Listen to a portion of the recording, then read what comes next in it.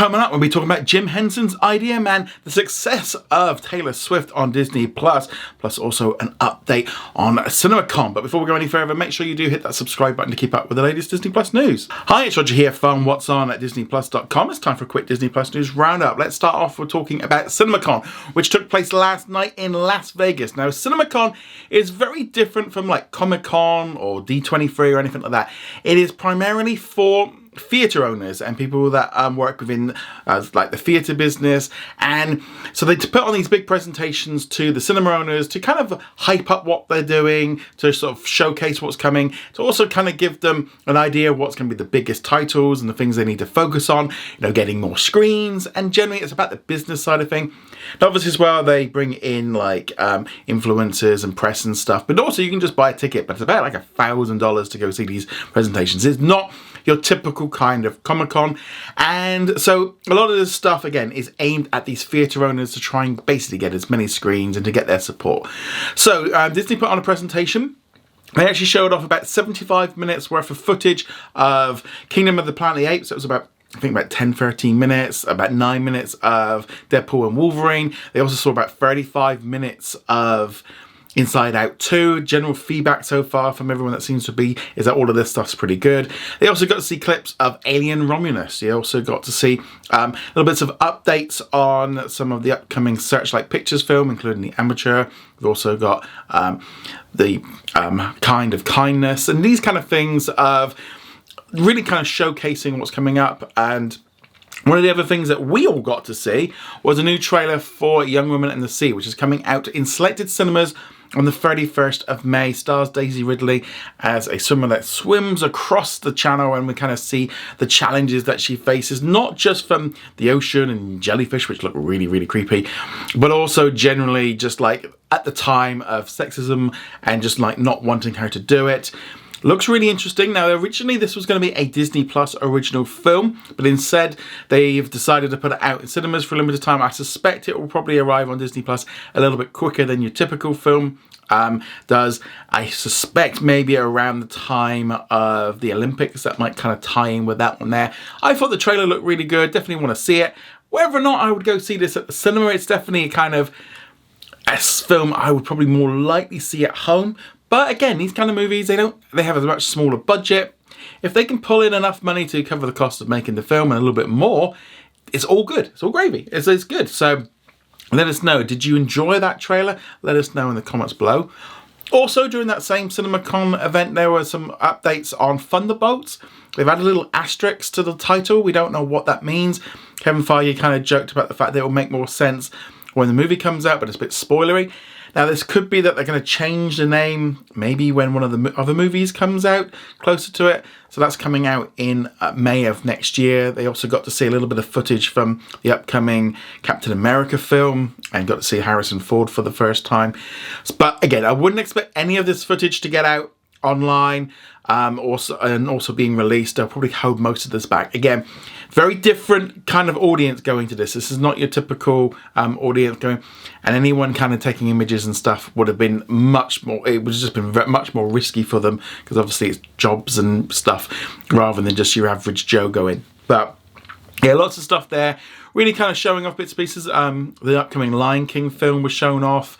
They also got Moana 2, a little bit of a prequel preview of that come in, with The Rock coming in and doing a bit of a dance and stuff. He's obviously had enough of having his butt whooped last weekend in Philadelphia, and now he's doing some dancing in Las Vegas. What a life he lives.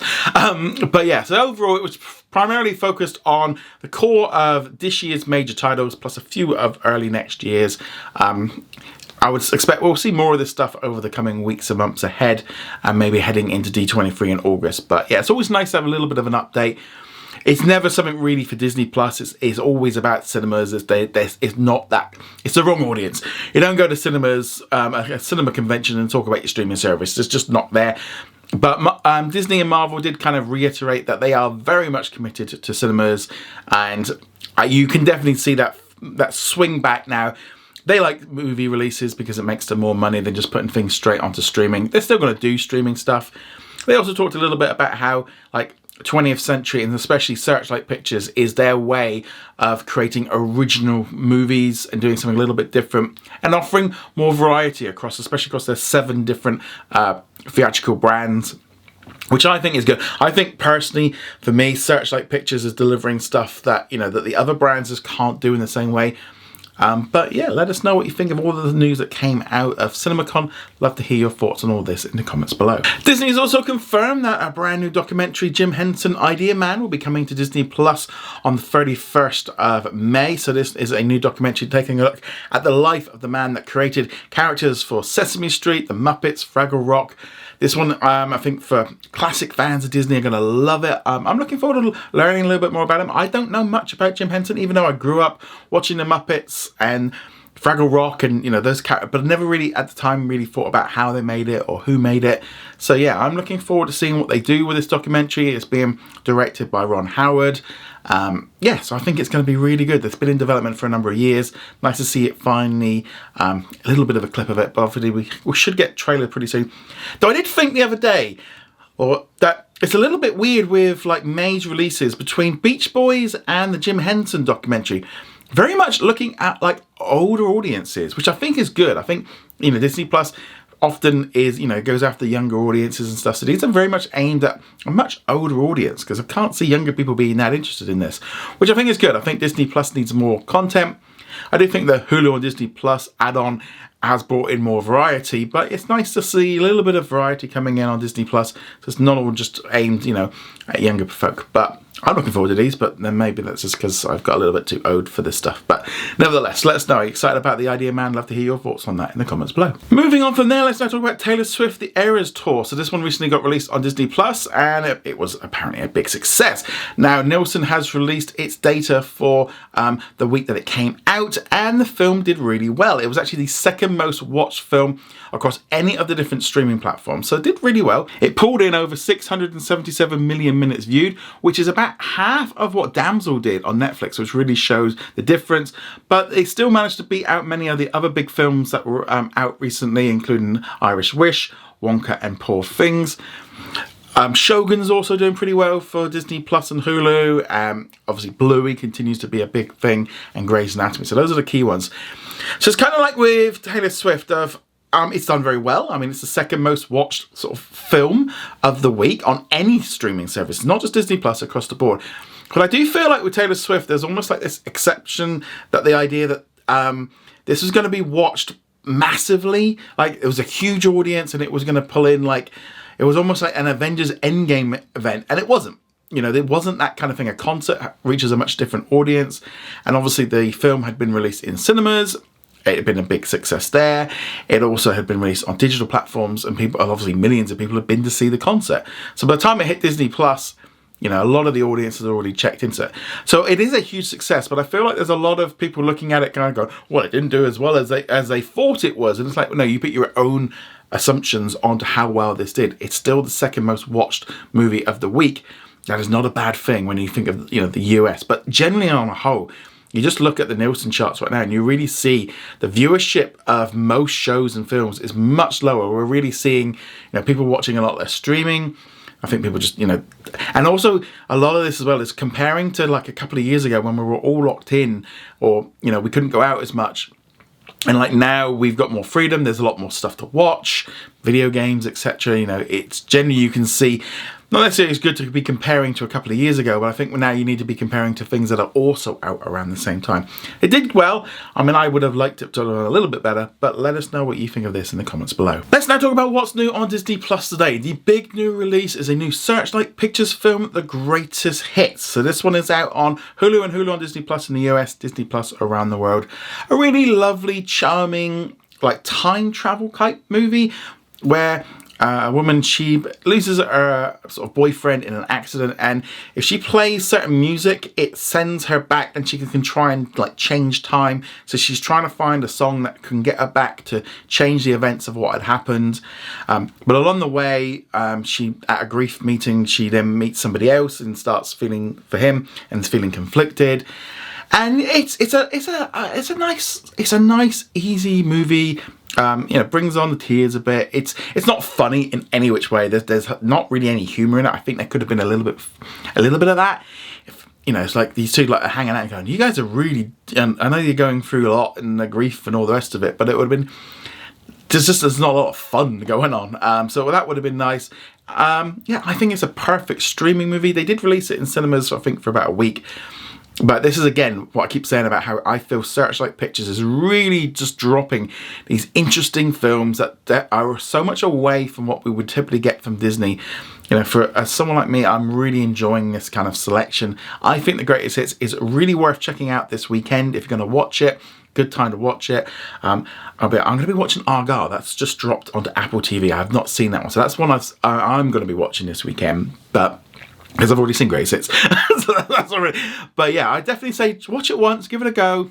I thought it was pretty good. I kind of give it like 3.5 out of 5. It's not the best movie of all time, but it's a nice, easygoing, and it's also quite good to have just like one little thing in there. And there's also, again, just nice to have a little bit of choice. But that's obviously the big new release. Let us know you're going to be checking out The Greatest Hits. Love to hear your thoughts on that in the comments below. In our comment of the day, which comes from Brendan, who says, so Roger, how do you feel about the release of the Star Wars content this year with the final season of The Bad Batch currently airing, Tales of the Empire in May, The Acolyte in June, and Skeleton Crew coming later this year? And how do you feel about the release of The Mandalorian and Grogu coming out in 2026? Do you think it's all a bit too soon, or wait until December of that year to release it? So let's deal with the Disney Plus this year. So obviously we've got The Acolyte this summer, and we'll have Skeleton Crew later this year.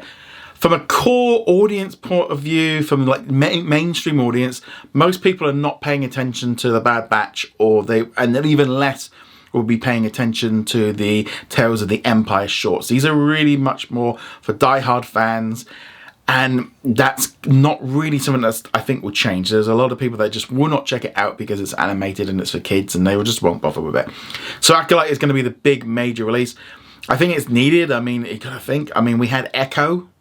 We've not really had anything major. When most people think of Disney Plus, they think of Marvel and Star Wars, and we've had a big break. I mean, I'm really enjoying X-Men right now. I think that's really good.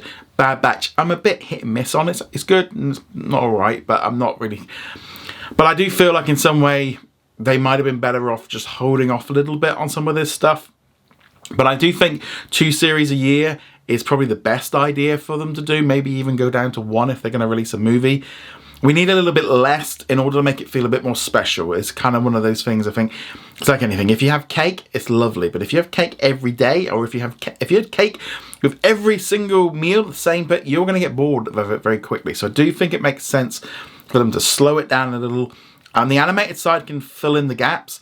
I mean, I personally maybe wouldn't have gone with Tales of the Empire dropping just a week. I would have maybe held off and pushed back Bad Batch to have its finale on that day instead, because they've done all these double episode drops. They could have dropped it in, unless there is going to be. I don't think there will be, but I probably how I would have done it, and I would have just held back Tales of the Empire for a later date and just give it a bit of room. As far as Mando next year, I think it's good. I mean, I think next year we're all only going to be getting Andor anyway, so that'll be the only series.